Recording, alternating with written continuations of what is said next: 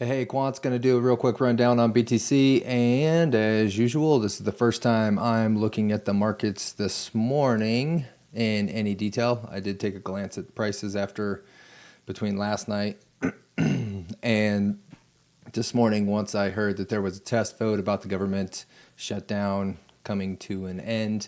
And so, of course, I was curious how the markets were reacting. It looks like we're seeing some bullish price action off of that.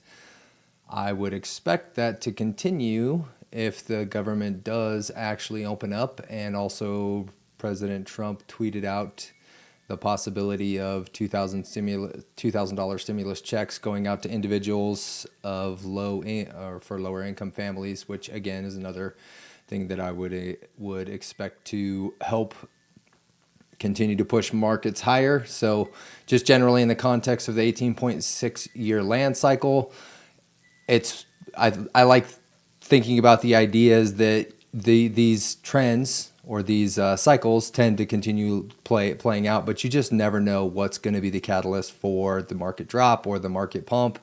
And so I always go to the charts to look at that kind of thing. You know, show me the charts, I'll tell you the news kind of ideas.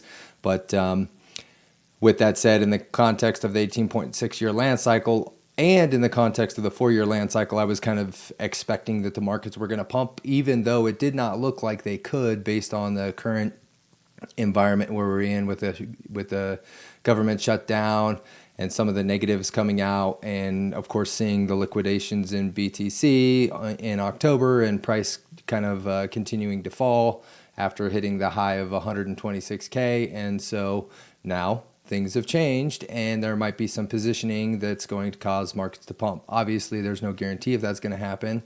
And those are, if you're playing the 18.6 year land cycle, that's a very long cycle. So, I mean, I would be playing cycles within there.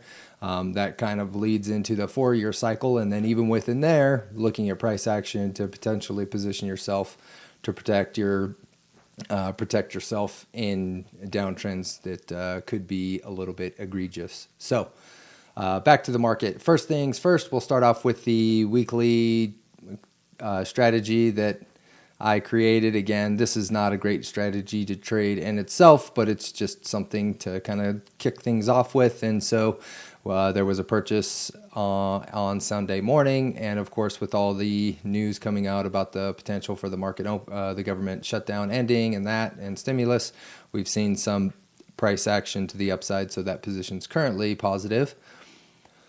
We'll see if that continues to trend forward. Also using the master strategy, although I tend to play this on the daily time frame when I'm looking at it, and that's how I like to do the analysis. It still works on other time frames, and you can see we got the 821 cross bullet to the upside. If you were playing that on a smaller time frame, you could have potentially been long here. And then again, because it was below the 200s, it would have been a question about whether you want to just do kind of a mean reversion play and take profits here, or if you're bullish and expecting it to break through, this looks like this could be a positive retest. So in this context, we do have the 200 EMA above the 200 SMA, and it's positive. So this thing is actually 75% bullish on the hourly time frame, because we have everything positive except for the 200 SMA still being sloped down, and eventually that will turn up. So all right, let's keep pushing forward to see if I can get through this before I get interrupted. So that bullish moon's been playing forward. I have some trend lines. I'll probably go over these later, but the point of these trend lines were the parabolic lines that I just wanted to highlight. You can move those around, and that's one of the reasons I'm not a huge fan of those in terms of just like taking that as straight up buy-sell signals when they're broke, but I'll show that a little bit later. For the time being, the trend is still 75% to the downside, even though we've seen bullish action to the upside. So as long as that continues, I will be looking for a top of the megaphone pattern play to occur here. One thing that I would be a little bit skeptical here coming up here, I mentioned I would probably take some action if we actually get all the way up to the top here. However, that would potentially be a fourth time touch.